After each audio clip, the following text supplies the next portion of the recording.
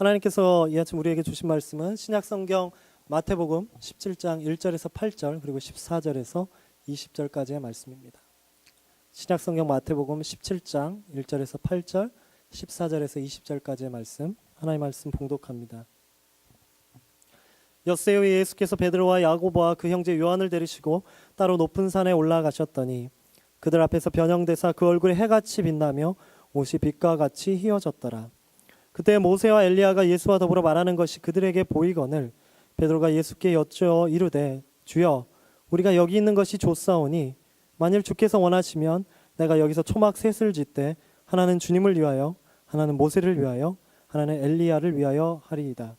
말할 때 호련히 빛난 구름이 그들을 덮으며 구름 속에서 소리가 나서 이르되 이는 내 사랑하는 아들이요 내 기뻐하는 자니 너희는 그의 말을 들으라 하시는지라. 제자들이 듣고 엎드려 심히 두려워하니 예수께서 나와 그들에게 손을 대시며 이르시되 일어나라 두려워하지 말라 하시니 제자들이 눈을 들고 보매 오직 예수 외에는 아무것도 보이지 아니하더라. 14절부터의 말씀입니다. 그들이 무리에게 이르매 한 사람이 예수께 와서 꿇어 엎드려 이르되 주여 내 아들을 불쌍히 여기소서 그가 간질로 심히 고생하여 자주 불에도 넘어지며 물에도 넘어지는지라. 내가 주의 제자들에게 데리고 왔으나 능히 고치지 못하더이다. 예수께서 대답하여 이르시되 믿음이 없고 패역한 세대여 내가 얼마나 너희와 함께 있으며 얼마나 너희에게 참으리요 그를 이리로 데려오라 하시니라. 이에 예수께서 꾸짖으시니 귀신이 나가고 아이가 그때부터 나으니라. 이때 제자들이 조용히 예수께 나와 이르되 우리는 어찌하여 쫓아내지 못하였나이까. 이르시되 너희 믿음이 작은 까닭이니라. 진실로 너희에게 이르노니 만일 너희에게 믿음이 겨자씨 한 알만큼만 있어도 이 산을 망하여 여기서 저리로 옮겨지라 하면 옮겨질 것이요 또 너희가 못할 것이 없으리라. 아멘. 하나님께서 오늘 이 말씀을 통해 우리에게 은혜 주시길 원합니다. 오늘 마태복음 17장 1절에서 8절 그리고 14절에서 20절 말씀을 통해 환상 그리고 현실이라는 말씀으로 함께 말씀을 나누려고 합니다. 말씀 시작하기 전에 우리 한번 생각할 수 있는 질문 하나 던지고 시작하겠습니다. 여러분, 세상에는 많은 직업이 있는데 많은 직업이 있죠. 직업군이 많은데 지금 여러분이 가지고 계신 직업이 가장 행복하고 가장 좋은 직업이 맞죠? 아닌가요? 여러분이 지금 하고 계신 일이 가장 좋은 일이고 가장 행복한 일이고 가장 좋은 일이 맞았으면 좋겠습니다. 네. 일부 때 이 얘기 드렸더니 그냥 웃으시더라고요. 다들 그냥 이렇게 웃으시더라고요. 우리가 웃는 이유는 다 답이 있겠죠. 저도 어렸을 때 7살, 8살 유치원 다닐 때 장래 희망이 뭐냐 그러면 제 아버지가 목회하셨는데 저희 아버지가 입고 계신 까만 가운하고 강대상 위에 마이크 이렇게 저희는 하나인데 마이크 2개 이렇게 그렸던 것 같아요. 그래서 어른들이 지나가면서 너 뭐 되고 싶냐? 그러면 저는 항상 목사가 되고 싶다고. 누가 물어봐도 목사가 되고 싶다고. 근데 제가 뒤에 말을 못 들었어요. 제가 항상 목사가 되고 싶냐고 그러면 어른들이 그래 하고 뒷말이 있는데 그걸 못 들었던 거예요. 제가 뭐라 그러셨냐면 니네 아빠도 고생하는데 너도 고생할래, 이 말 제가 못 들었던 것 같아요. 어쨌거나 목사가 돼야지 그래서 가장 어린 나이에 목사가 됐습니다. 좀 빨리 목사가 됐습니다. 그리고 목사가 되면 제가 말씀드린 것처럼 행복하고 늘 하나님 일을 하니까 재밌었어요. 네, 재밌을 줄 알았는데 환상 그리고 현실 조금 다른 것들이 있더라고요. 제가 말씀 준비하면서 찾아봤습니다. 세상에서 가장 좋은 직업이 뭘까? 이렇게 구글링 서베이 하는 중에 이런 기사를 읽었어요. 몇 년 전에 호주에서 오스트레일리아에서 세계 최고의 직업 The Best Job in the World라는 타이틀을 걸고 젊은이들을 모집했다고 합니다. 그런데 이 직업은 평생 하는 직업이 아니고 단 6개월 동안 하는 일이었는데요.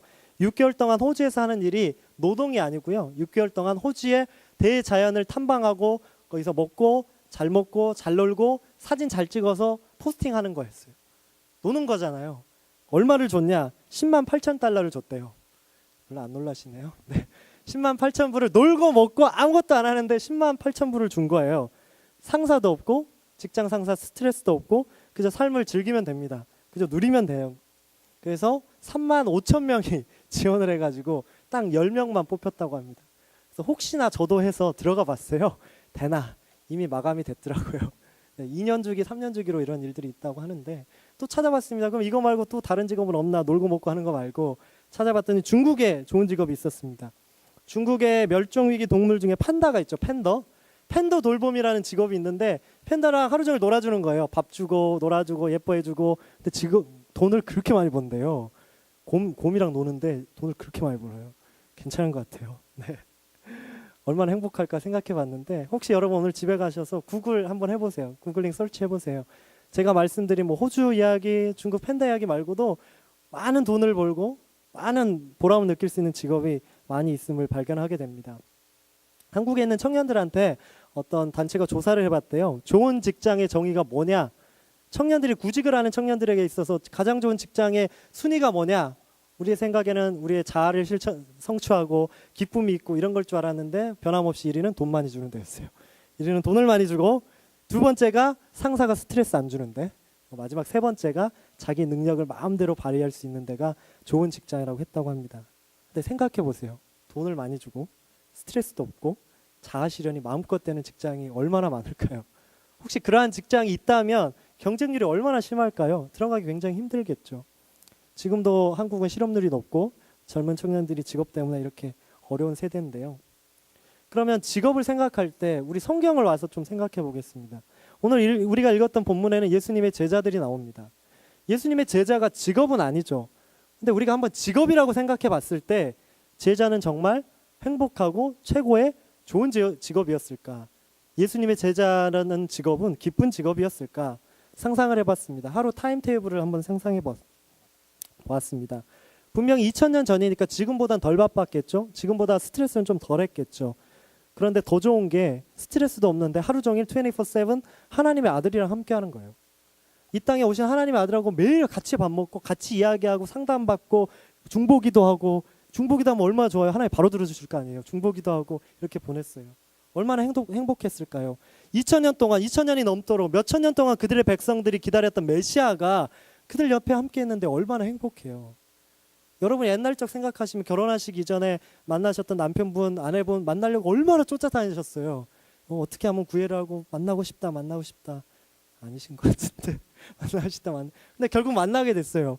결혼하시고 평생을 사시잖아요. 행복하시잖아요. 예수님과 하나님 아들과 평생을 함께 하는데 평생을 같이 보내는데 얼마나 행복했겠어요. 그런데 같이 하는 것만 기쁨이 아니라 예수님이 가는 곳곳마다 수많은 사람들이 모입니다. 수많은 사람들이 예수님을 히어로로 떠받듭니다. 왕이라고 이야기합니다. 기적이 일어납니다. 빵 몇 조각 갖고 몇천 명이 같이 배불리 먹고도 남아요. 그리고 죽은 사람까지 살려내요. 회사를 이야기하면 이런 전인적인 케어 컴퍼니가 없어요. 먹을 것도 주고 사람도 살리고 치료도 해주고 상담도 해주고 기도도 해주고 얼마나 좋은 회사예요. 최고의 직장 아니겠어요? 그런데 복음서 마태, 마가, 누가, 요한복음에 나타난 제자들의 삶, 예수님의 삶을 보니까 제자들이 직업으로서의 사역의 업무가 순탄하지는 않았던 것 같습니다. 예수님이 사역할 때 패턴과 사이클이 있습니다. 예수님이 제자를 이끌고 한 마을에 가십니다. 한 타운에 들어갑니다. 그러면 병자, 어린이, 가난한 자, 굶주린 자, 불쌍한 사람들이 수없이 구름대처럼 몰려듭니다. 그러면 예수님은 그 사람들을 모아놓고 제일 먼저 하는 일이 하나님 나라를 가르치기 시작합니다. 하나님 나라는 이런 곳이다. 하나님 나라는 이런 곳이다. 가르치시면서 어려울 수도 있으니까 재미난 비유로 이야기하시죠. 씨 뿌리는 비유, 고기 잡는 비유, 잃어버린 동전의 비유 하면서 좋은 비유로 재밌는 이야기를 많이 하십니다. 그리고 어김없이 이러한 가르침을 마치시고 나서는 기적을 일으키셨습니다. 사역이 마무리될 때쯤 기적을 일으키니까 많은 사람들이 몰려와서 하나님을 찬양하고 예수님께 감사하고 심지어는 예수님을 왕으로 모시려고 했어요. 우리가 잘 아는 오병이어의 기적이 끝난 후에 사람들이 배불리 먹자 이 사람이 우리의 가난에서 우리의 압제에서 구원할 사람이라고 생각하고 수많은 사람들이 구름대처럼, 그리스 표현은 그릭을 그대로 인용하면 요즘 표현으로 하면 좀비 떼처럼 몰려와가지고 예수님을 왕으로 삼겠다고 했답니다. 제자들은 도망가야 했어요. 제자들은 떠나가야만 했어요. 그 당시 2000년 전 이스라엘 팔레스타인에서 가장 핫한 선생님과 이 제자들은 24시간을 같이 했습니다. 하루하루 사역할 때마다 분명히 그 안에 보람이 있고 행복했을 겁니다. 그런데 문제가 하나 있어요. 현실은 조금 달랐습니다. 여기까진 좋은데 사역이 다 끝나고 나면 보람을 체험할 겨를도 없이 사회 지도자들이 쫓아옵니다. 종교 지도자들이 예수님을 찾아옵니다. 성경에서 잘 나오는 바리새인, 사두개인, 율법교사, 대제사장들이 예수님께 찾아옵니다. 그러면서 예수님의 가르침에 사사건건 시비를 겁니다. 이게 맞냐? 왜 이렇게 했냐? 율법에 이렇게 이야기했냐? 그리고 기적을 일으키면 쫓아와가지고 네가 바알세불, 악마의 권세로 병자를 고친다고 저주하기 시작했습니다. 이뿐만이 아니라 예수님을 절벽으로 몰아내서 제자들과 함께 돌로 쳐 죽이려고까지 했습니다. 제자들의 삶이 아마 롤러코스터와 같았을 겁니다. 기적을 일으킬 때 너무나 환희, 너무나 기쁜데 곧 이어서 사람들이 저주와 비판이 쏟아집니다. 그것 좀 이겨나면 또 사람들이 몰려오고 기쁩니다. 근데 또 종교지자들이 쫓아와서 자기들을 비난합니다. 이것뿐만이 아니라 제자들은 때때로는 원치 않는 곳도 갑니다. 폭풍이 몰아치는 바다 한가운데서 배를 타고 죽을 뻔도 했습니다. 죽음의 문턱까지 내몰리기도 했습니다. 때로는 먹을 것이 하나도 없어서 들에 있는 벼이삭으로 배를 채워야 했습니다. 예수님과 함께하는 사역 가운데 제자들이 직업이라고 한다면 보수, 페이, 셀러리는 단 1원도 없었습니다. 단 1달러, 1센트도 없었습니다. 제자들이 이렇게 배고프고 어렵게 일하는데 예수님은 제자들에게 경제적인 보상을 단 한 번도 안 해주셨습니다. 제자들이 배고플 때마다 예수님은 이렇게 이야기하셨습니다. 너희들의 삶과 행동이 다 하늘나라의 상급으로 쌓이게 되어 있다. 되게 무책임한 리더예요. 직원들을 사용하면서 보수를 안 주고 쉽게 말해서 너희 고생하는 거 내가 다 알아. 너희 고생하는 거 내가 충분히 알아. 그런데 너희 월급 달라고 주고 있잖아. 어디 있는데요? 보이지 않는데 하나님 나라에 다 리워드로 쌓이고 있어. 포인트로 차곡차곡 칭칭칭칭 쌓이고 있어. 한국말로 하면 열정페이 요구하는 거예요. 열정페이라고 들어보셨죠? 열정페이가 이런 거죠. 젊은 청년들 고용할 때 내가 너한테 이 일을 하게 해줬잖아. 얼마나 보람돼. 일하게 해줬으면 감사해야지. 뭘 바래? 보수를 바래. 예수님이 지금 그러고 있는 거예요. 제일 핫한 성태님이 그 당시에 제일 뜨거웠던 제일 유명했던 랍비가 제자들 훈련시키면서 제자들 일시키면서 너네 일하는 거 다 알아. 하나님 다 하셔. 그래 열심히 해. 신고해야 돼요. 이런 리더 있으면. 노동청이 신고해야 돼요. 한국 같으면 신고하면 예수님 잡아가요. 징역 살아야 돼요. 직업으로 보면 굉장히 안 좋은 직업입니다. 제자가. 굉장히 불확실하고 가장 힘든 직업이에요. 그런데 무려 12명이 그걸 따랐습니다. 12명이 아무것도 바라지 않고 따랐습니다. 그럼 이 12명은 나이가 도대체 몇 살이나 먹었길래 아무 생각 없이 예수님을 따라갔을까? 그럼 여러분 예수님의 제자들이 과연 몇 살이나 됐을까요? 예수님을 쫓아다녔을 때. 만난 적이 없잖아요. 저희가 2000년 전 제자들을 만난 적이 없잖아요. 그냥 상상만 하지. 우리가 상상할 수 있는 유일한 방법 몇 가지가 있는데 하나가 그림을 통해서죠. 그림. 많은 화가들이 남겨놓은 그림. 그래서 성도님들께 여쭤보면 혹은 청년들한테 여쭤보면 제자들의 나이가 몇 살이나 될 것 같아? 라고 여쭤보면 막 인터넷에 그래서 다빈치의 라스트 서퍼 최후의 만찬 그림을 이렇게 딱 뽑아요. 그래서 이야기해요. 누가 제일 나이가 많은 것 같아? 만장일치예요. 무조건 베드로예요. 이유가 없어요. 그냥 무조건 베드로가 예수님보다 많을 것 같아요. 심지어 50이라고 얘기하는 친구도 있더라고요. 무조건 베드로가 제일 많을 것 같아요. 그럼 누가 제일 어릴 것 같니? 그것도 변함없이 사도 요한이 제일 어릴 것 같대요. 그래서 왜 그러니까 피부가 제일 좋아 보인대요. 예수님 옆에서. 어쨌거나 과연 몇 살일까요? 저희는 알 수가 없어요. 심지어 예수님의 나이조차 성경에는 나오지 않죠. 우리가 다만 말씀에 기초해서 누가복음이나 마태복음에 있는 예수님의 성장기에 기초해서 아마 30이 되지 않았을까라고 추측을 합니다. 그러면 제자들은 과연 몇 살이었을까? 성경학자들의 견해를 빌리면 답을 찾을 수 있습니다. 확실한 답은 아니지만 마태복음 17장을 보면 예수님과 제자들이 가버나움이라는 도시에 갑니다. 근데 이 가버나움 도시를 들어갈 때 성문 앞을 들어갈 때 그냥 들어가면 안 되고요. 텍스를 내야 됐습니다. 근데 그 텍스가 성전에 바치는 텍스였어요. 그래서 반세겔을 20살이 넘은 장정은 무조건 반세겔을 세금으로 내야 됐습니다. 근데 예수님의 제자 12명과 예수님까지 13명이 그 성문을 통과하는데 한 세겔만 세금을 냈다고 나와요. 한 세겔. 그러니까 두 사람만 세금을 낸 거죠. 그 두 사람이 누구냐? 베드로하고 변함없죠. 베드로가 제일 나이가 많죠. 베드로하고 예수님만 세금을 냈어요. 그러면 여러분 생각해 보세요. 나머지 11명은 20살 이하인 거예요. 한참 꿈을 꾸고 한참 비전을 품고 한참 다른 직업을 품고 나 이런 사람이 돼야겠어 라고 생각하는 그 젊은이들이 모든 걸 다 내팽개치고 예수님을 따랐던 겁니다. 대학 진학 앞둔 여러분 자녀들 중에 이름도 모르고 그저 어디 나그네 같은 이름 모르는 선생이 있는데 그 선생님 쫓아서 다 포기하고 간대요. 여러분 보내시겠어요? 여러분 보내시겠어요? 아마 제 생각에 저희 아버지도 안 보내셨을 것 같아요. 네. 네가 아무리 목사가 돼도 그건 아닌 것 같아 라고 얘기하셨을 것 같아요. 그런데 제자들이 왜 세상적인 기준을 다 내팽개치고 이렇게 예수님을 따랐을까요? 여러 가지 이유가 있지만 말씀에서 발견할 수 있습니다. 예수님께서 제자들을 부르실 때 이렇게 말씀하셨어요. 내가 너희에게 세상이 줄 수 없는 평안을 줄게 라고 이야기하셨습니다. 내가 너희에게 세상이 줄 수 없는 평안을 주겠다라고 말씀하셨습니다. 그래서 제자들은 이 힘든 상황을 겪을 때마다 이 보수 없는 삶은 이 롤러코스터와 같은 제자의 삶을 겪을 때마다 머릿속에 평안, 평안, 평안, 피스, 피스, 피스를 계속 되뇌었던 거예요. 근데 이 평안이라는 단어가 우리 눈에 보이지 않는 단어잖아요. 평가할 수 있는 단어가 아니잖아요. 메타피지컬한 형이상학적인 단어잖아요. 그렇기 때문에 이 피스라는 단어가 12명 각각 다 해석이 다른 거예요.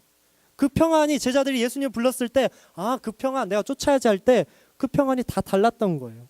어떤 제자들에게는 가난으로부터 경제적인 해방이 피스였고요. 어떤 제자에게는 로마에부터 압제로의 해방이 평안이었습니다. 정치적 해방이 평안이었습니다. 어떤 이들에게는 부패한 유대 종교로부터 타락된 종교로부터의 해방이 평안이었습니다. 어떤 제자에게는 천국을 만들어내는 종말론적인 목표가 자신들의 꿈과 비전인 평안이었습니다. 이렇듯 12명이 각각 다른 이유로 다른 평안을 구하고자 예수님을 쫓았습니다.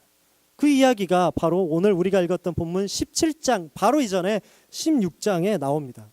16장은 아마 성경학자들이 추측하기로 예수님의 제자들이 예수님과 3년 정도 생활했을 때입니다. 거의 막바지입니다. 예수님의 사역 막바지 때. 바로 그때 예수님의 제자들이 이렇게 둘러 모으시고 질문을 합니다.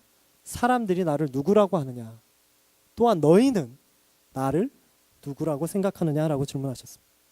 바로 그때 대답이 통일되지 않았습니다. 읽어보시면 알지겠지만 대답이 다 이렇게 나왔어요. 주는 세례 요한이시다. 선생님은 엘리야다. 선생님은 예레미야다. 선지자다. 다 각기 대답이 달랐습니다. 왜 그랬을까요? 각자 마음에 그리고 있는 상이 달랐기 때문입니다. 각자 제자들이 마음에 가지고 있던 평안, 그 평안을 이루실 예수님의 상이 다 달랐기 때문이에요.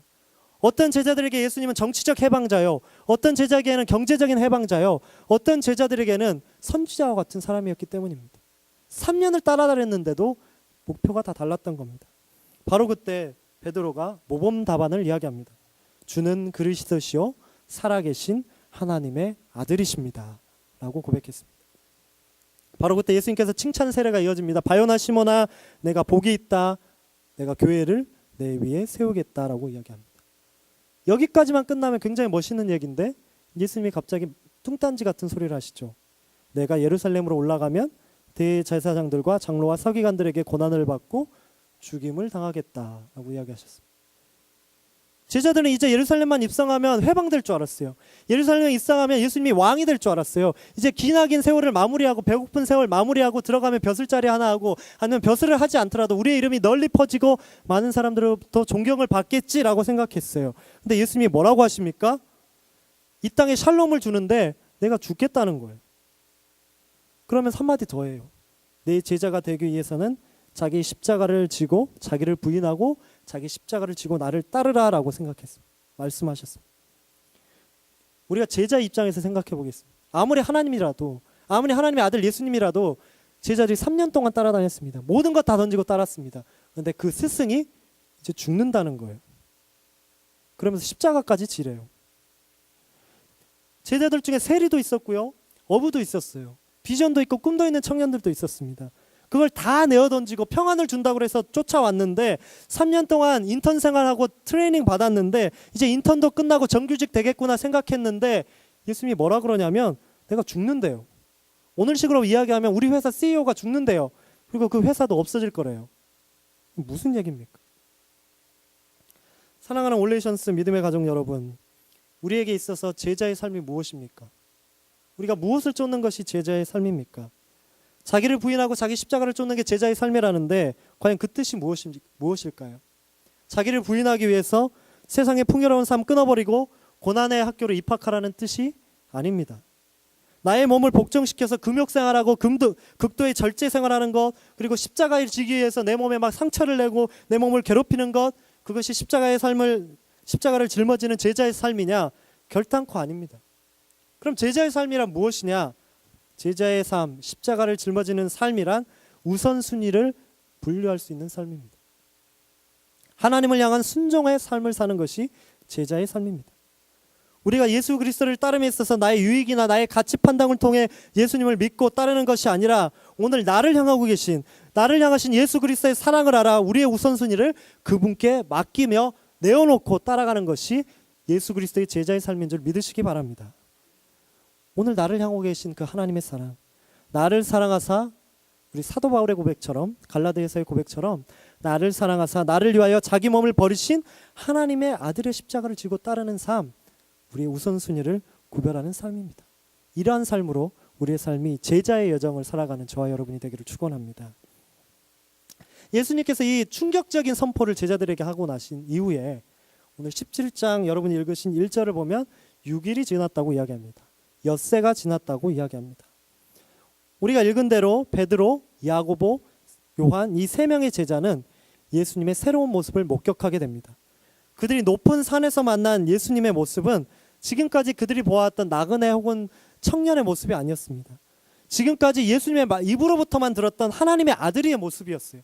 그 정체가 제자들의 육안대로 확인되는 순간 얼굴에 해같이 빛났고 옷이 해같이 빛났고 특별히 엘리야와 모세가 그 옆에 있어서 예수님을 수종들고 있었어요. 아, 진짜 예수님이 하나님의 아들이구나 직접 두 눈으로 확인했습니다. 그들이 3년 동안 아무 이유 없이 쫓아다녔는데 아, 이제 우리 선생님이 진짜 선생님이구나, 진짜 하나님의 아들이라는 것이 그들의 눈으로 확인됐어요. 얼마나 기뻤을까요? 그래서 4절에서 베드로가 이렇게 이야기합니다. 주님, 저희가 여기서 지내면 얼마나 좋겠습니까? 괜찮으시다면 제가 여기 초막 셋을 짓겠는데 하나는 주님께, 하나는 모세에게, 하나는 엘리야에게 제가 지어서 드리겠습니다 라고 얘기했습니다. 너무 기뻐가지고 오버한 거예요. 오버한 거예요. 근데 베드로가 이 오버하면서 한 얘기 중에 한 단어에 주목해야 됩니다. 베드로가 이렇게 이야기하죠. 여기가 좋사오니라고 이야기합니다. 여기가 좋사오니. 근데 이 좋다는 얘기가 그시라는 단어가 아니고요. 원래 그릭 원문을 찾아보면 오리지널 텍스트를 보면 즐겁다라는 뜻도 있지만 바람직하다라는 뜻도 있습니다. 그럼 베드로가 한 얘기가 무엇이냐면 주님, 여기가 진짜 장소네요. 여기가 진짜 바람직한 곳이네요. 우리 내려가지 말고 여기가 바람직한 곳이니까 여기서 예배드리고 주님과 함께 즐겁게 우리 끝날까지 평생 살아요 라고 이야기했던 거. 당시 유대인들의 머릿속에는 어떤 고정관념이 있었냐면, 어떤 심리적인 개념이 있었냐면 산이라는 곳은 영적인 세계와 육적인 세계가 마주하는 접점이라고 생각했습니다. 높은 산이라는 것은 신의 개념과 인간의 개념이 만나는 곳이라고 생각했습니다. 그러니까 베드로가 이렇게 좋은 데가 있는데 왜 우리가 내려갑니까? 인간 세계로 여기서 삽시다 라고 이야기했습니다. 여러분 17장 1절에 이 얘기가 나오는데요. 바로 몇 절 전에 16장에서 예수님이 뭐라고 얘기하셨다고 했습니까? 제자의 삶에 대해서 가르쳐 주셨어요. 제자의 삶이 무엇인지 이야기해 주셨어요. 그런데 베드로는 지금 송두리째 다 잊어버렸어요. 불과 6일 전 제자로서의 삶이 어떠한 삶인지 가르쳐 주셨고 영광을 따라오는 것이 아니라 십자가를 지는 삶이라고, 자기를 부인하는 삶이라고 이야기해 주셨는데 채 한 주가, 일주일이 지나가기도 전에 모든 것, 제자로서의 소명, 제자로서의 비전, 송두리째 망각하고 다 잃어버렸습니다. 통계학적으로 볼 때, 그리고 심리학적으로 볼 때 사람의 기억력이 특별한 노력을 들이지 않는 한 보고 듣고 읽은 것이 72시간, 3일 정도가 지나면 90%를 다 잊어버리신대요. 피부로 와닿게 질문하면 혹시 이 중에 금요일에 지난주에 나오신 분 3일 지났잖아요. 제가 금요일날 설교했던 본문은 모르더라도 제가 금요일날 설교했던 내용이 뭔지는 아십니까? 모르실 거예요. 당연히 72시간이 다 지나가니까 상처받지 않을 거예요. 네. 그런데 오늘 본문 보면 6일이 지났다고 그랬습니다. 이미 두 사이클이 돈 거예요. 그러니까 144시간이 지났으니까 십자가 삶, 자기를 부인하는 삶 분명히 다 잊어버리는 게 당연한 건지도 모르겠습니다. 바로 그때 하나님의 음성이 하늘로부터 들립니다. 5절의 말씀입니다. 너희는 그의 말을 들으라 라고 했습니다. 지금 너희 눈앞에 펼쳐진 이 멋진 모습보다, 눈안으로 시각으로 보이는 것보다 하나님의 말씀을 들으라. 하나님의 영광보다 우선한 것이, 우리 눈앞에 보이는 영광보다 우선한 것이 하나님의 말씀이라는 뜻입니다. 우리 눈앞에 보이는 그 어떤 것보다 우리 주의 말씀이 우선인 줄 믿으시기 바랍니다. 우리는 인간이기 때문에 보이는 거에 약합니다. 눈에 보이는 거에 너무 약해요. 1차적인 인지기관이 가장 빠른 게 시각이기 때문에 어떤 사람을 처음 만나더라도 15초에서 30초 이내에 그 사람이 다 판단된다고 합니다. 아, 이 사람이 좋은 사람인지, 이 사람이 나쁜 사람인지, 어떤 사람인지, 만나야 될지 말아야 될지 다 판단이 된대요. 제자들 역시 그랬죠. 예수님의 영광스러운 모습 딱 보는 그 순간, 아, 이거다 했던 거죠. 제자들의 인식이 그냥 다 바뀌어버렸어요. 변화사의 영광의 모습이 예수님이 어떤 분이신지도 다 잊어버리고 자신들이 자신들이 원하는 방법으로 제자의 삶과 예수님을 해석해 나가고 있었습니다. 그런데 오늘 하나님께서 말씀하십니다. 말씀이 지금의 눈앞의 영광보다 우선한다고 말씀하십니다. 주의 말씀에 순종하라고 말씀하십니다. 제자의 삶, 십자가의 삶, 그리스도인의 삶, 신앙인의 삶이라는 것은 순종의 삶입니다. 눈앞에 보이는 것을 따르는 것이 아니라 말씀에 기초해서 말씀을 한 발짝 한 발짝, 말씀을 발등에 불 삼아 진리의 등대 삼아 따라가는 것이 그리스도의 삶인 줄 믿으시기 바랍니다. 그래서 사도 바울이 이야기했지 않습니까? 믿음은 보는 것이 아니라 믿음은 들음에서 나며 들음은 그리스도의 말씀에서 난다라고 이야기했습니다. 우리 눈앞에 보이는 것이 전부가 아니라는 사실입니다. 오늘 이 세 명의 제자 베드로, 야고보, 요한은 변화산에서 잠시 동안 힐링을 얻었어요. 마음의 위로, 안식을 누렸을 겁니다. 그런데 이 사건은 그 이상을 우리에게 이야기하고 있습니다. 제가 서두에도 말씀드린 것처럼 높은 산은 하늘과 땅의 경계입니다. 물질 세계와 영적인 세계의 경계가 산입니다. 그럼 그 변화산이 2000년 전에는 변화산이 있었지만 지금 2000년이 지난 지금은 그 변화산이 있는가? 그럼 그 하나님 만나기 위해서 우리는 산에 올라가야 되나? 그러고 보니 그런 것도 같죠. 산에 올라가면 산신령들 있고 막 도 닦는 분들 많으니까 과연 어디에 있을까? 다름이 아니라 지금 우리가 자리하고 있는 이 교회 공동체라고 할 수 있습니다. 예수 그리스도의 몸인 교회 공동체에서 드려지는 예배 가운데 하나님의 임재가 있습니다. 하나님의 놀라운 영광이 있습니다. 하나님과 우리의 영적인 교제가 일어납니다. 영광의 하나님의 역사가 끊이지 않고 움직입니다. 지금도 살아 움직입니다. 지금도 임마누엘 하나님으로 우리 가운데 함께하고 계신 줄 믿으시기 바랍니다. 그리고 우리의 마음을 위로하는 찬양도 있습니다. 그뿐만이 아니죠. 말씀도 있고 찬양도 있고 교제도 있죠. 식사도 함께하면서. 거기서 그치는 것이 아니라 믿음의 선배들도 있어요. 성경에 있는 믿음의 선배들뿐만 아니라 우리 믿음의 선배들 있죠. 장로님들, 권사님들, 집사님들, 그들 보면서 위로받고 희망 얻고 그들의 아름다운 섬김이 있고 그들의 교제가 있고 그러다 보니까 지쳐있는 우리의 마음 가운데 한 주 동안 세상에서 풍파에 쓰라린 우리의 영혼이 이곳에 와서 위로받고 새 희망 얻고 새 능력 받아서 떠납니다. 그렇기 때문에 잠시 머물지만 때로는 오래도록 머물고 싶은 공간이 교회의 공동체입니다. 그런데 우리가 잊으면 안 되는 것이 하나 있습니다. 내가 위로받는 것, 내가 회복되는 것, 내가 교회 공동체, 올레이션스 교회에서 희망 발견하는 것, 그 이유가 사람 때문에 오는 게 아닙니다. 그 이유가 사람들이 교제해서 오는 게 아닙니다. 우리가 회복되는 것, 우리가 하나님 앞에 더 가까이 나갈 수 있는 것은 우리의 능력 때문이 아니라 하나님의 전적인 값없는 사랑 때문입니다. 그 하나님의 사랑이 있기에 우리가 교제할 수 있고 우리가 희망이란 걸 이야기할 수 있고 우리가 같이 눈물을 흘리며 기도할 수 있습니다. 그 하나님의 사랑이 지금 이 순간에도 우리를 놓지 않으시고 끝까지 붙들고 붙잡고 계신 줄 믿으시기 바랍니다. 그 사랑을 우리가 어떻게 확인합니까? 그저 모임은 확인이 됩니까? 아니죠. 하나님의 말씀에서 확인이 됩니다. 아름다운 공동체에서 피어나는 간증, 위로, 섬김 모두 다 하나님의 말씀에 기초할 때 능력이 있습니다. 하나님의 말씀에 기초하지 않는 모든 간증, 모든 섬김 다 인간적인 것이고 인간의 이야기입니다. 하나님의 말씀 가운데 하나님의 말씀에 역사하는 은혜가 없다면 우리 예배는 화려한 공연에 지나지 않습니다. 그렇기 때문에 젊은 친구들이 요즘 교회에 나가지 않습니다. 왜? 교회에 나가봤더니 멋진 밴드 음악이 있고 멋진 화려한 조명이 있는데 목사님 그거 밖에 극장 가면 우리 다 봐요. 하나님 말씀, 목사님 설교 잘하는 거 알아요. 근데 우리 유튜브 들어가면 테드의 멋진 강사들이 얘기 더 잘해요. 그 얘기 들으면 되지 우리 왜 가요? 이런 얘기를 왜 합니까? 눈에 보이는 거에 집중하기 때문에. 말씀에 기초하지 않고 영혼을 살리는 말씀, 하나님의 사랑이 그들에게 전달되지 않기 때문입니다. 때문에 우리의 예배가 인간적인 모임으로 그치지 않기 위해서는 오늘 하나님의 말씀처럼 하나님의 말씀을 청정, 귀를 뻗쳐서 잘 들어야 합니다. 하나님의 말씀을 듣고 마음에 담아서 조금이라도 실천하기 위해 우리의 삶이 한 발짝 나아가야 합니다. 그렇게 하나님의 말씀에 귀 기울이는 여러분이 되시기를 축원합니다. 그렇게 말씀에 기초할 때 우리의 우선순위가 바뀌기 시작하고 그렇게 말씀에 기초할 때 그리스도의 제자의 삶이 시작되고 십자가가 무엇인지 깨닫게 되고 그냥 맹목적인 십자가가 아니라 내 삶에 있어서 십자가가 무엇인지 잠시 생각하게 됩니다. 우리 십자가 이야기 자주 합니다. 십자가가 무엇이냐라고 이야기했을 때 그냥 십자가죠 라고 이야기합니다. 십자가가 무엇이냐라고 했을 때 그냥 힘든 게 십자가죠 라고 이야기합니다. 십자가가 무엇일까요? 그리스도의 제자가 지닌 십자가가 무엇이냐? 어떤 신학자가 이렇게 얘기했어요. 우리가 십자가를 너무 쉽게 이야기한다. 근데 십자가는 너희 인생에 있어서 지금 하나님과 교제할 때 가장 응답되어야 될 기도 제목이 십자가다라고 이야기했어요. 때로는 이 세상 가운데 하나님의 역사가 가장 필요한 그곳이 십자가고 하나님이 함께 해야 할 그곳이 십자가라고 필립 얀시라는 분이 이야기했습니다. 그러면 우리 삶 속에서 우리는 어떻게 살아야 할까요? 어떤 모습으로 사는 것이 제자의 삶일까요? 예수님의 세 제자들과 함께 베드로, 야곱, 요한을 데리고 산 아래로 즉시 내려왔다라고 이야기합니다. 즉시 내려왔다라고 이야기합니다. 그리고 14절부터 시작하는 내용이 이렇게 시작합니다.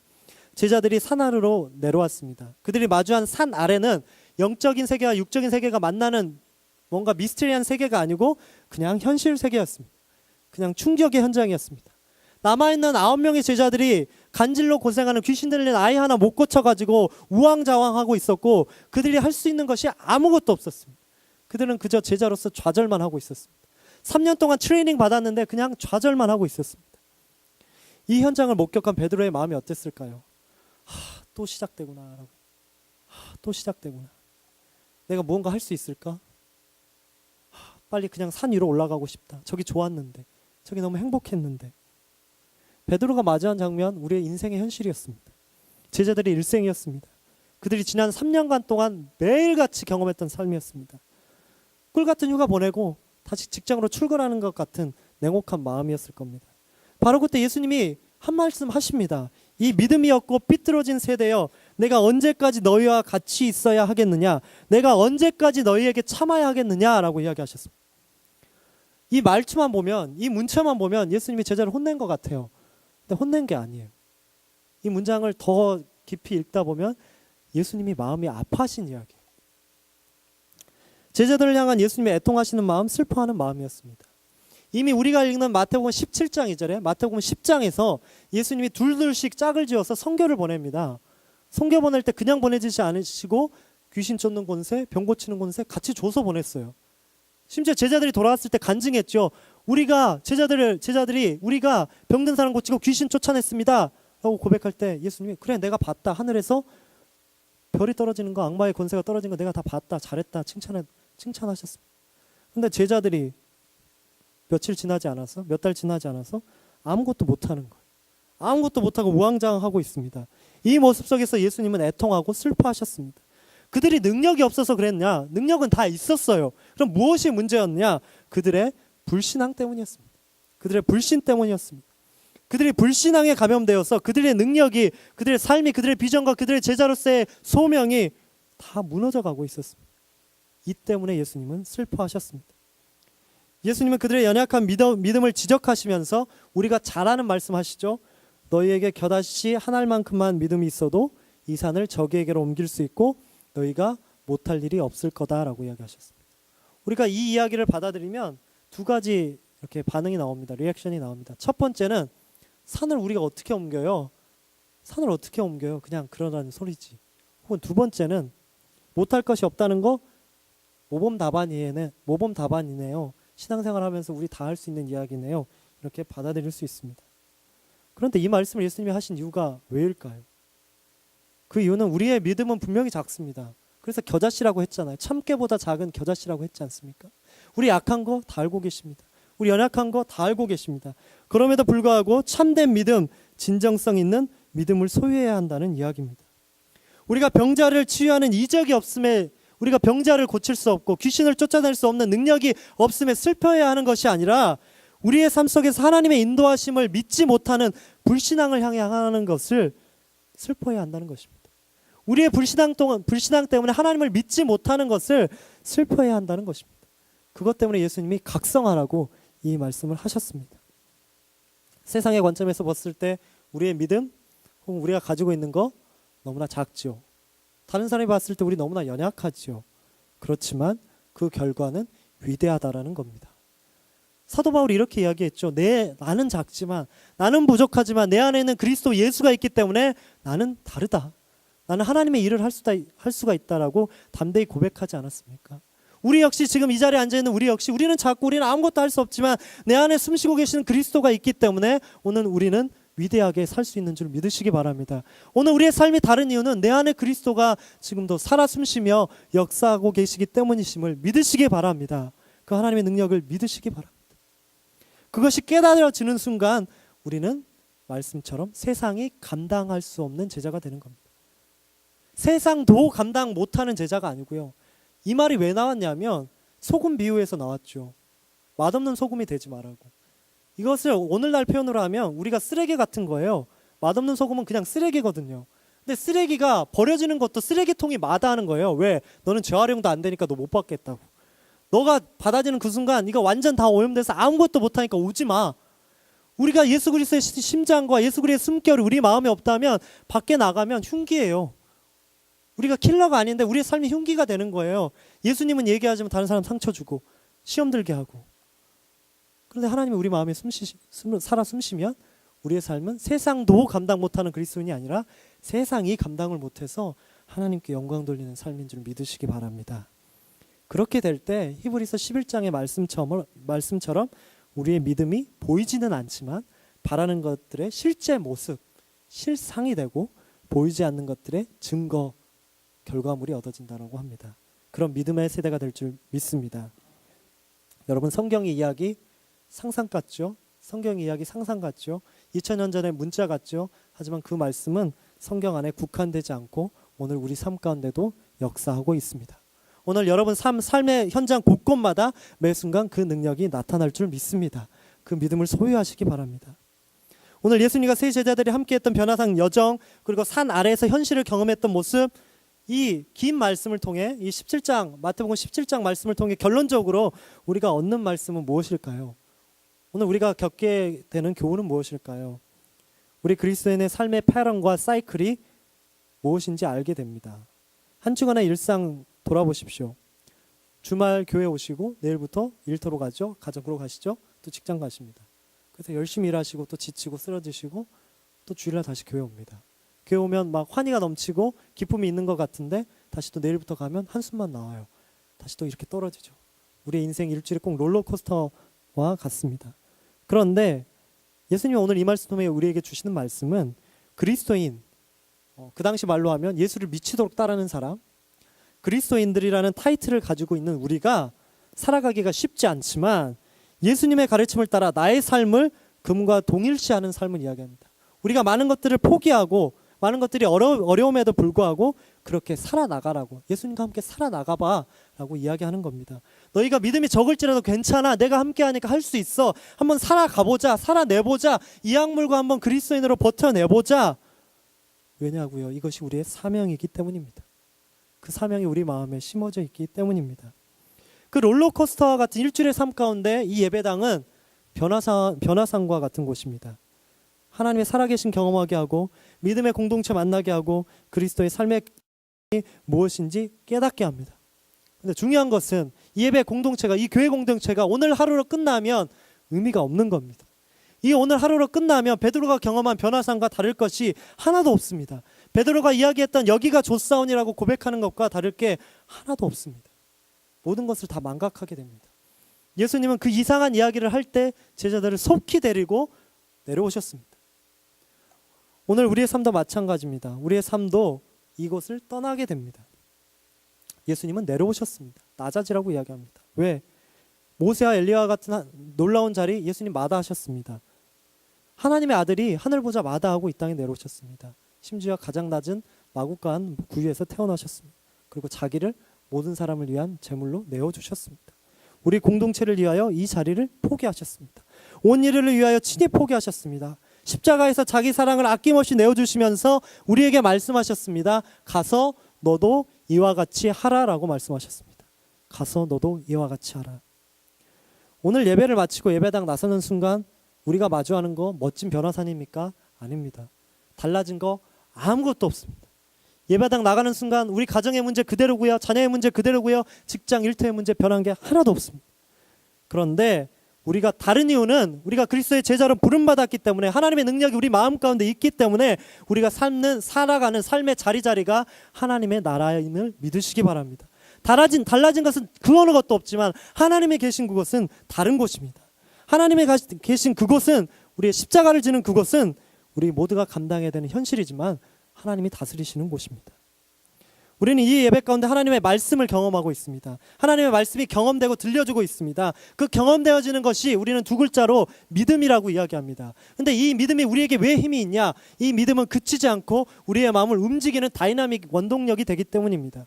그런데 이 믿음 있는 사람들이 한둘이 뭉치고 한둘이 공동체를 이루기 시작하면 그들 마음 가운데 하나님의 나라가 숨쉬기 시작합니다. 근데 그 하나님의 나라는 보이진 않지만 서로 믿음이라는 통로를 통해 커먼 컨셔스네스로 서로 교제한다고 합니다. 그렇기 때문에 우리는 조금 더 이 세상 가운데 하늘의 뜻을 이 땅 가운데 이루는 것일 수 있습니다. 여러분이 작을지 몰라도, 여러분이 부족할지 몰라도 여러분은 하나님 나라를 이 땅 가운데 세우시는 분임을 믿으시기 바랍니다. 예수님이 이제 동네로 내려갑니다. 삶의 현장으로 내려갑니다. 삶에서 우리가 마주하는 거 현실입니다. 그 현실을 성경에서는 다른 두 글자로 이웃이라고 이야기합니다. 하나님의 말씀에 목말라 있는 이웃, 하나님의 사랑의 손길이 목말라 있는 이웃, 하나님의 눈물이 필요한 그곳이 현실이고 그곳이 이웃입니다. 그렇다면 그 이웃이 누구입니까? 여러분 목장 이름처럼 선교지가 될 수 있습니다. 하나님의 복음에 필요한 그곳이 될 수 있습니다. 때로는 경제적으로, 사회적으로 인저스티스, 부정의에 빠져 있는 사람들일 수도 있습니다. 적게는 우리 교회 공동체 가운데 한 번도 인사하지 않았던 우리 성도님들이 될 수 있습니다. 그래도 더 작게 이야기하면 그 이웃은 바로 우리 가정에 있는 자녀가 될 수 있고 우리 부모가 될 수 있고 우리 남편과 배우자가 될 수 있습니다.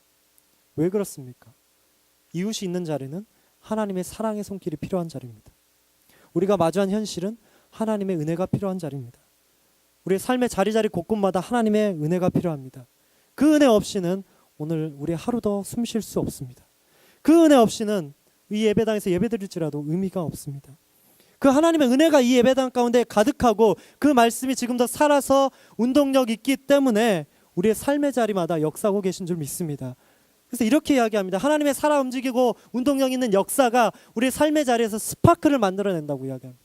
보이지 않고 하나님의 능력이 없는 것 같고 때로는 하나님이 침묵하시는 것 같지만 하나님의 구름기둥, 불기둥이 내게는 전혀 적용되지 않는 것 같지만 하나님께서 지금도 살아계셔서 우리 삶 가운데 매 곳곳마다 스파크를 내시며 역사하고 계신다고 하신 사실이 여러분의 소망이 되기를 축원합니다. 하지만 우리가 그곳에 나갈 때마다 악한 권세가 가만히 두질 않죠. 현실에 나갈 때마다 악한 권세가 우리를 가만히 두지 않아요.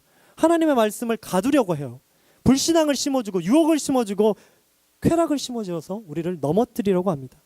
우리를 많은 유혹거리로 가려서 우리의 눈을 가려서 하나님을 보지 못하게 하고 우리의 귀를 닫아서 하나님의 말씀을 듣지 못하게 하고 하나님과 우리 사이를 더 멀리 떼어놓으려고 합니다. 하나님의 평강의 얼굴, 은혜의 얼굴을 바라보지 못하게 합니다. 이제 우리 썸머 브레이크 앞두고 있지 않습니까? 뭐 직장인들은 상관없지만 우리 학생들은 썸머 브레이크 되면 이제 하고 싶은 거 마음대로 해요. 막 놀고 그러면서 그나마 학교 다닐 때 엄마가 뭐라 그러니까 말씀도 읽고 막 기도도 했는데 이제 놀면서 뭐 아무것도 안 하고 또 우리의 마음도 덩달아서 루즈해지면서 이때가 가장 신앙의 롤러코스터가 아랫길 내리막으로 떨어지는 때 아닙니까? 우리의 삶을 오히려 쾌락으로 즐겁게 하려 하고 즐거움으로 채우려고 하려 합니다. 하지만 우리가 기억해야 할 것은 우리의 마음이 그런 것들로 채워지는 것이 아니라 하나님의 말씀으로 채워져야 합니다. 하나님의 말씀으로 채워져야 합니다. 그러한 마음이 채워질 때 우리의 마음은 더 가난해지고 그 가난해진 곳에 하나님의 나라가 임하는 줄 믿습니다. 하나님의 마음이 품어집니다. 그 믿음을 가지고 실천해 나갈 때 우리의 아이덴티티가 그리스도의 제자로서 세상을 섬길 수 있게 됩니다. 예수님이 하신 말씀 중에 가장 큰 계명이 무엇이냐? 하나님을 사랑하고 이웃을 사랑하라는 그 진정한 그리스도의 사명을 우리가 감당하게 됩니다. 여러분 이제 우리 문 밖에 나가면 산 아래입니다. 이곳은 변화산이지만 문 밖에 나가면 산 아래입니다. 우리가 마주한 현실입니다. 이곳에서 말씀 열심히 들었잖아요. 문 열고 저랑 인사하시는 순간 오늘 들었던 말씀 50%가 날아가요. 기억이 안 나요. 나머지 50% 중에 베이글 드시고 교회 현관문 여는 순간 30%가 날아가요. 여러분 이제 집에 가시려고 승용차 문 열고 문 닫는 순간 뉴 월드예요. 거기서부터는 기억이 하나도 안 나요. 기억나는 거 호주에 가면 좋은 직업이 있다더라. 목사님이 원래 목사가 되고 싶어 했구나. 판다 도우미가 굉장히 좋은 직업이라 중국을 한번 가볼까. 보미 집사님이 셋째를 낳았대. 요것만 기억나요. 집에 가면. 그럼에도 불구하고 기억 하나만 해주신 그걸 부탁드리면 우리가 당장 오늘 우리가 마주하는 삶의 자리, 가정, 직장 혹은 일터 공부하는 자리, 그곳에 하나님의 사랑이 필요하다는 사실을 기억하시기 바랍니다. 내 능력으로 살아갈 수 있는 것이 아니라, 내가 즐거움을 찾을 수 있는 것이 아니라 하나님의 심장으로 하나님의 숨결이 그곳에 부어질 때 우리의 삶 가운데 능력이 나타난 줄 믿으시기 바랍니다. 예배상에서 흠뻑 맛본 은혜, 찬양 가운데 누렸던 은혜, 혹은 기도하시면서 흘렸던 눈물이 의미가 있게 되려면, 그것이 살아있는 의미가 되게 하려면 하나님이 그곳에 함께 해야 됩니다. 믿음이 그곳에 있어야 합니다. 믿음이 없다고요? 주님이 말씀하셨죠. 제일 마지막 절, 우리가 읽었던 가장 마지막 절, 겨자씨만한 믿음이 있어도 괜찮다, 괜찮아 라고 이야기하고 계십니다. 그 은혜가 있기에 그 은혜로 한 주간 동안 주님이 우리를 이끌어 가실 겁니다. 우리의 변화사는 이곳에서 그치지만 6일 동안 우리의 삶 가운데 하나님이 동일하게 역사하실 것입니다. 매 순간순간마다 하나님의 숨결이 우리 가운데 함께 하셔서 우리를 버리지 않으시고 우리를 기억하시며, 내가 너와 함께한다, 내가 은혜의 날개로 이른 비와 늦은 비와 너를 채우고 은혜의 날개 아래 너를 보듬겠다고 주님이 말씀하고 계십니다. 그 소망을 누리시길 바랍니다. 그 소망을 가지시고 그 하늘나라의 소망을 가지시고 한 주간 동안 삶 가운데 충만하게 누리시는 여러분이 되기를 축원합니다. 그것이 우리의 소망이고요. 그것이 그리스도인이 가지고 있는 특권이고요. 그것이 제자로서의 살아가는 이유이고 소명입니다. 아까도 이야기했지만 그리스도인이라는 뜻이 사도행전 15장, 사도행전 13장에 처음으로 등장합니다. 예수님과 함께할 때 등장한 것이 아니라 제자들의 삶 가운데 등장하는데, 크리스찬이라는 뜻의 어원은 예수에 미친 사람들이었어요. 예수에 미쳐가지고 모든 거 다 내어던지고 따랐던 사람들이래요. 그런데 우리 삶이 지금 그렇게 살 수는 없잖아요. 여러분 다 신학교 가실 거 아니잖아요. 그럼 뭘 따라라는 건가? 예수님이 우리 가운데 함께 하시고 그냥 함께 하시는 것이 아니라 우리를 죽기까지 사랑하셔서 지금도 우리를 안아주고 계시다는 그 사실을 믿고 따르라는 사실입니다. 그것이 희망이 되셨으면 좋겠습니다. 우리가 무엇이 희망입니까? 구원받았어. 그게 희망이야. 그러면 그 구원이 뭔데요? 우리가 뭘 기억해야 합니까? 하나님 우리를 메모리, 우리에겐 우리 향한 기억이 있고 우리를 기억해 주신대요. 컴패션, 연민이 있으시대요. 그럼 무슨 연민이 있습니까? 그냥 형이상학적으로 하나님 저 우주에 있으니까 우리를 다스리실 거야. 그게 아니고 지금도 살아 숨쉬셔서 임마누엘 하나님, 우리 함께 하시는 하나님으로, 코람데어 하나님으로, 우리 앞에 서 계신 그 하나님으로 지금도 여러분의 순간마다 역사하시는 줄 믿으시기 바랍니다. 그 소망을 가지시고 한 주간의 여러분의 삶이, 남은 6일 동안 세상에서 여러분의 삶이 그것이 변화산이고 그것이 거룩한 것이고 그것이 하나님이 역사하신 아름다운 곳이 되기를 축원합니다. 기도하시겠습니다. 사랑의 하나님, 우리 한 사람 한 사람을 당신의 제자로 불러주시니 감사합니다. 그럼에도 불구하고 그리스도인으로 살아간다는 것이 때로는 어렵고 힘들었던 삶임을 고백합니다. 이 때문에 때로는 포기하고 싶었고 때로는 넘어 쓰러지고 하나님의 존재를 부인하기도 했습니다.